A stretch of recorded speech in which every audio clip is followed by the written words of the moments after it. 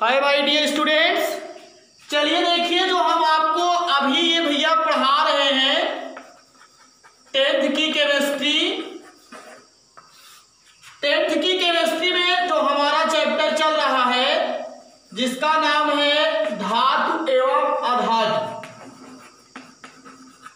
Metal and non metal. इसके पहले वाले लेक्चर्स में हमने क्या किया, आपको अयस्क के जो निष्कर्षण की विधियां बताया था, निस्तापन क्या होता है, फिर उसके बाद भर्जन बताया मैंने, फिर निस्तापन और भर्जन में अंतर क्या हुआ करता है आपको बता दिया गया है, फिर प्रगलन क्या होता है, फिर गालक किसे कहते हैं, गालक कितने प्रकार के हुआ करते हैं, ये चीजें मैंने आपको, अम्लीय गालक क्या होते हैं, क्षारीय गालक क्या होते हैं, ये सब चीजें हमने आज आपको बता दिया है। और अब हम इसी विधि के अंतर्गत एक आज आपको बताने जा रहे हैं जिसका नाम है विद्युत अपघटनी विधि। ये आप ध्यान दीजिए, क्या नाम है इसका, विद्युत अपघटनी विधि। और ये बहुत इंपॉर्टेंट चीज है, ये भी ध्यान दीजिएगा। और इसमें डायग्राम भी है और इसको समझने का भी प्रयास कीजिए, तभी आप लोग समझ पाएंगे इसको।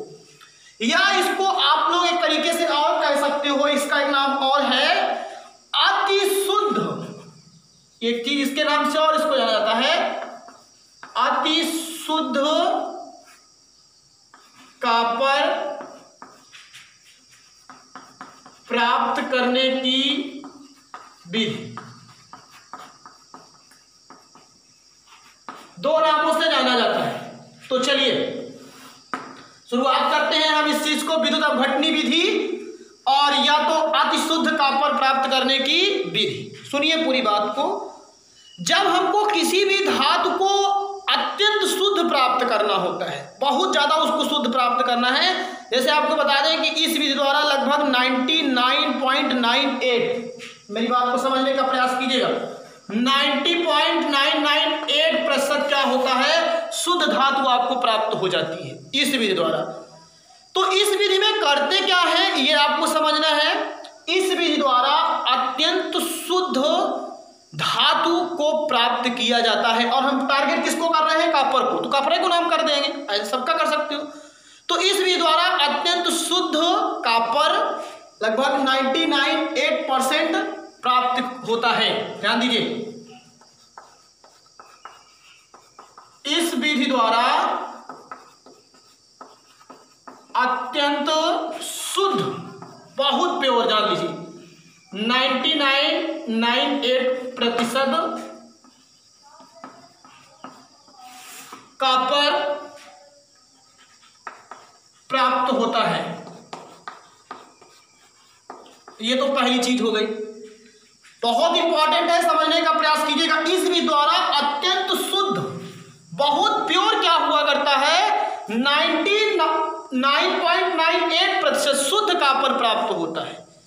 और अब इस विधि में किया क्या जाता है उसको एक हम डायग्राम के थ्रू आपको बताने का प्रयास कर रहे हैं, आप लोग इसे समझिएगा। इस विधि में किया क्या जाता है, ऐसे ही आपको बता रहे हैं कि एक विद्युत अपघटनी पात्र लिया जाता है। ये ऐसे देखिए पात्र है, इस तरीके से एक विद्युत अपघटनी पात्र लिया जाता है। अब इस विद्युत अपघटनी पात्र में, मेरी बात को समझिए, पहले ध्यान दीजिए, ये विद्युत अपघटनी पात्र दिया गया। अब इस विद्युत अपघटनी पात्र में क्या किया जाता है, कॉपर की कुछ शुद्ध और कुछ अशुद्ध क्षणें, ध्यान दीजिएगा। अब ऐसे मान लीजिए कॉपर की शुद्ध क्षण है, मान लीजिए ये ऐसी है, ये कॉपर की पहली शुद्ध क्षण है। अशुद्ध क्षण जो होती है, थोड़ा उसकी जो साइज, आप लोग थोड़ा इसको स्केल से बनाएंगे तो बढ़िया समझ में आएगा। तो अच्छा हो रहा है डायग्राम, हम थोड़ा सीधे हो जाए तो एकदम सही से आएगा, लेकिन आपको दिखता नहीं। ये इस तरीके से ये आपका पात्र हो गया, ये देखिए। अब इसमें कुछ शुद्ध क्षणें, और हमेशा याद रखिएगा जो शुद्ध क्षणें होंगी वो पतली रखी जाती है। अब एक हो गई, जितनी शुद्ध रहेगी उतनी अशुद्ध, और फिर ये थोड़ा सा इसको मोटी कर दीजिए, ये अशुद्ध क्षण हो गई। अब इसके बाद फिर शुद्ध क्षण, ये देखिए शुद्ध क्षण हो गई 3। अब उसके बाद फिर अशुद्ध क्षण लगाइए, ऐसे बनाएंगे डायग्राम, थोड़ा सा मोटी रखिए। फिर शुद्ध क्षण पतली 1 2 3, अभी वो 3 नहीं हुई है, एक उसको और कर दीजिए ऐसे, 3 3 दोनों रख दीजिए। ये देखिए ऐसे। अब हम क्या करेंगे, पहले शुद्ध क्षण को देखिए 1 2 3, इसको थोड़ा से बाहर निकालिए, तो इसको बाहर निकाल लीजिए यहाँ से। डायग्राम बनाना आता होगा आपको सबको, ये देखिए ऐसे ऐसे विधिवत एकदम सीधी लाइन अब खींचेंगे स्केल से, ये तार से इसको बोलना।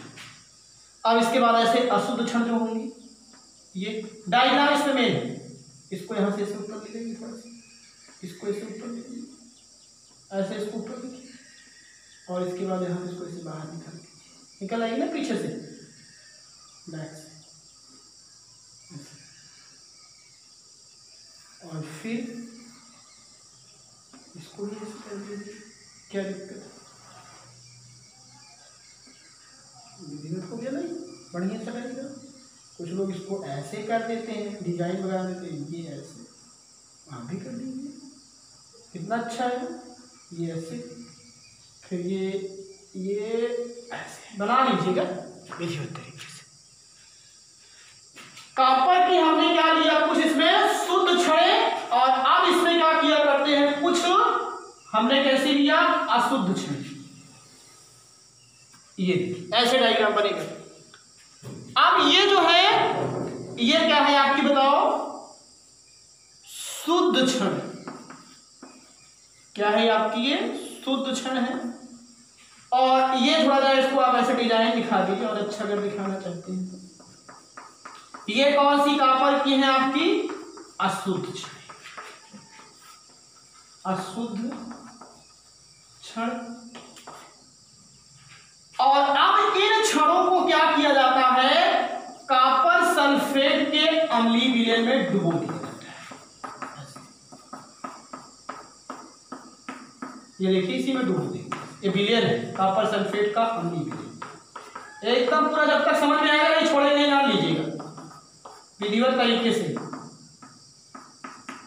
डायग्राम है भाई, ये क्या है, कॉपर सल्फेट का अम्लीय विलयन, कॉपर सल्फेट का अम्लीय विलयन। अब ये अब ध्यान दीजिएगा, जो शुद्ध क्षणें होती हैं वो कैथोड का कार्य करती हैं, और अशुद्ध क्षणें जो होती हैं वो एनोड का कार्य करती हैं। तो शुद्ध क्षण कैथोड का मतलब, और कैथोड के ऊपर माइनस चार्ज होता है, और एनोड के ऊपर कौन सा, प्लस चार्ज। तो ये आपका हो गया एनोड, और ये हो गया आपका कैथोड। यही है पूरा डायग्राम। एक बार डायग्राम पूरा विधिवत तरीके से देखिए तो आपको एकदम समझ में आ जाएगा, एकदम देख लीजिए। मैंने आपको बताया क्या कि एक पात्र लिया जाता है, उसमें कॉपर की कुछ शुद्ध क्षणें लटका देते हैं, और जो कॉपर की शुद्ध क्षणें होती हैं वो किसका काम करती हैं, कैथोड का। तथा फिर क्या करते हैं, कॉपर की कुछ अशुद्ध क्षणें भी लगाएंगे जो किसका काम करती हैं, एनोड का। आपको बताया एनोड पे प्लस चार्ज होता है और कैथोड पे माइनस चार्ज।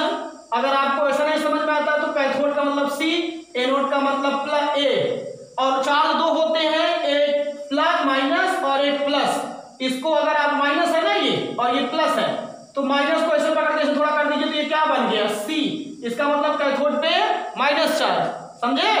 और ये प्लस चार्ज, इसको थोड़ा पकड़ के ऐसे कर दीजिए तो ये प्लस किस में कन्वर्ट हो गया, ए मतलब एनोड। मतलब प्लस चार्ज किस पे होता है, एनोड पे, और माइनस चार्ज किस पे होता है, कैथोड पे। तो अब जब इतना कर देते हैं और उसके बाद फिर इस क्षण को कॉपर सल्फेट का ये विलयन है उसी में डुबो देते हैं, और डुबोने के बाद जैसे इसमें हम विद्युत धारा प्रवाहित करेंगे, ये दोनों तार से जोड़ करके विद्युत धारा प्रवाहित करते हैं, तो होता क्या है कि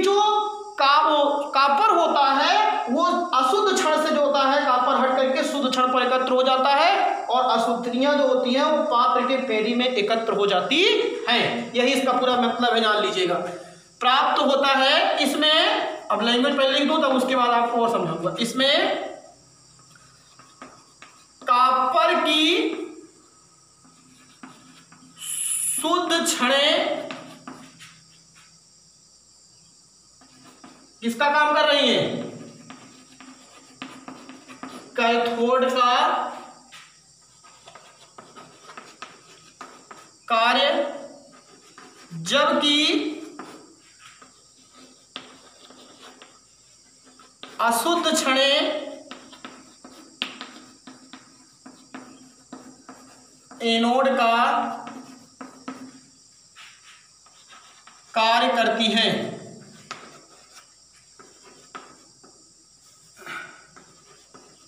इन छड़ों को राड जो है copper sulphate CuSO4, copper sulphate का फार्मूला CuSO4 के अम्लीय विलयन में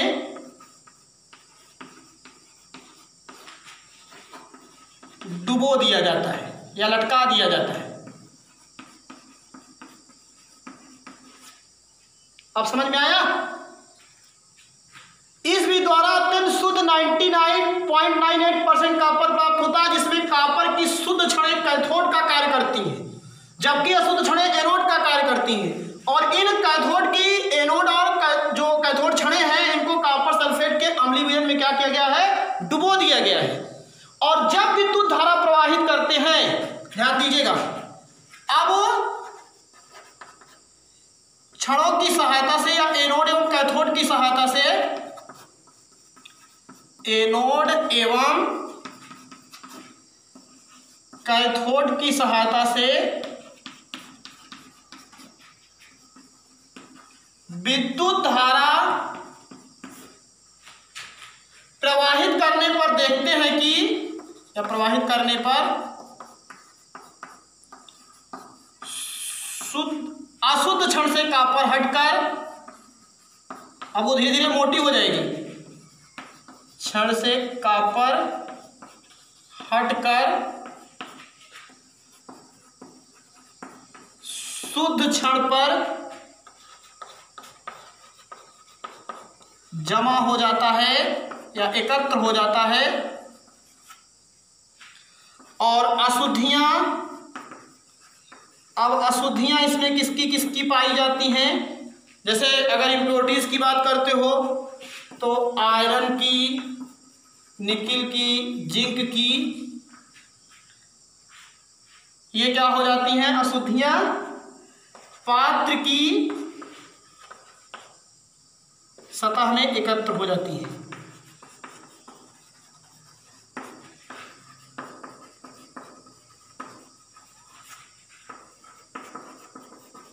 इस विधि में विद्युत धारा की सहायता से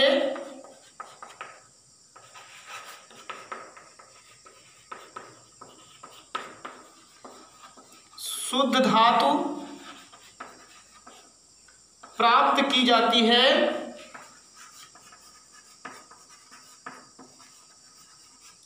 अतः इसे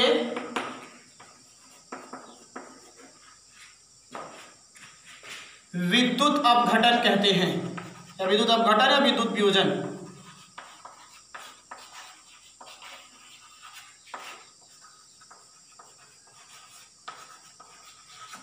ये हो गया। चलिए एक बात फिर से आ जाइए, इसके बाद फिर पूरी समझ में आ जाएगी बातें। देखिए पात्र लिया गया, उसमें कॉपर की कुछ शुद्ध छड़ें जो किसका काम कर रही हैं? कैथोड का, और कुछ अशुद्ध छड़ें जो किसका काम कर रही हैं? एनोड का। अब इन छड़ों को क्या किया जाता है? कॉपर सल्फेट के विलयन में क्या किया जाता है? डुबो दिया जाता है। और जब कॉपर सल्फेट के अम्लीय विलयन में क्या किया जाता है? इनको डुबो दिया जाता है। तो अब हम क्या करते हैं? एनोड और कैथोड, एनोड पे प्लस चार्ज है, कैथोड पे माइनस चार्ज, इसको विद्युत स्रोत से जोड़ देंगे और इसमें धारा प्रवाहित करेंगे। और जैसे ही धारा प्रवाहित करते देखते क्या है कि जो अशुद्ध क्षण है इससे कॉपर हटता है और हट करके शुद्ध क्षण पे जमा होने लगता है और अशुद्धियां इस विलयन में और जा करके फिर पात्र की पेड़ी के क्या होती है नीचे बैठ जाती हैं और इस तरीके से क्या होता है धीरे धीरे ये शुद्ध क्षण जो क्षण थी पतली थी वो मोटी हो जाती है और आपको शुद्ध कॉपर इसमें से प्राप्त हो जाता है। और इसमें विद्युत धारा द्वारा क्या किया जा रहा है, धातु को शुद्ध किया जा रहा है, इसलिए इसको विद्युत अपघटन विधि भी कहते हैं। आई होप पूरा एकदम क्लियर हो गया होगा आपको टॉपिक। बस बढ़िया सा डायग्राम बनाइएगा और लिखिएगा और कम समझ में आता है तो लेक्चर्स को 2 बार सुनिए, एकदम समझ में आ जाएगा। चलिए देखिए, इस विधि द्वारा अत्यंत शुद्ध 99.98 कॉपर प्राप्त होता है। इसमें कॉपर के शुद्ध क्षणें कैथोड एवं अशुद्ध क्षणें किसका काम करती हैं, एनोड का कार्य करती हैं और इन क्षणों को कॉपर सल्फेट के अम्लीय विलयन में डुबो दिया जाता है। अब एनोड एवं कैथोड की सहायता से जब विद्युत धारा प्रवाहित करते हैं, करने पर अशुद्ध क्षण से कॉपर हट करके शुद्ध क्षण पर क्या हो जाता है, जमा हो जाता है और अशुद्धियां जो होती हैं जैसे आयरन की, निकिल की, जिंक की, ये सब जो होती हैं वो पात्र की सतह में एकत्र हो जाती हैं जिसे एनोड पंख भी कहते हैं। जरा आप जोड़ना चाहे जोड़ दीजिएगा, एकत्र हो जाती हैं जिसे एनोड पंख कहते हैं या मड कहते हैं। और इस विधि में विद्युत धारा की सहायता से क्या किया जाता है, शुद्ध धातु प्राप्त की जाती है, अतः इसे विद्युत अपघटन विधि भी कहते हैं। तो ये सबसे इंपॉर्टेंट रही विधि, इसको आप लोग यहाँ से अब ध्यान दीजिए। तो अब आप विचार कीजिए कि पूरा प्रोसेस कैसे किया गया। पूरे प्रोसेस को अगर आप समझिएगा सही तरीके से तो सबसे पहले खनिज निकाला गया, फिर उसका सांद्रण किया गया। अब सांद्रण में चाहे फेन प्लावन, चाहे गुरुत्वीय पृथक्करण विधि, चाहे चुंबकीय पृथक्करण विधि, एक वहां से किया जाएगा। फिर उसके बाद निष्कर्षण आएगा, निष्कर्षण में निस्तापन किया जाता है या भर्जन किया जाता है और उसके बाद निस्तापन या भर्जन के बाद फिर प्रगलन किया जाता है, तब भी नहीं शुद्ध होता है और फिर प्रगलन के बाद विद्युत अपघटनी कर दिया जाता है, तब आपको एकदम प्योर शुद्ध प्राप्त हो जाता है। और फिर उस वस्तु का हम, उस धातु का हम विभिन्न प्रकार के अपने जो उपयोगी वस्तुएं होती हैं वहां पर इसका उपयोग करने में कर लिया करती हैं। तो ये हमने पूरा एकदम विधिवत तरीके से इसको समझाने का एक प्रयास किया। तो आप लोग इसकी नोट्स बनाइए और इसको देखिए। थैंक यू, धन्यवाद।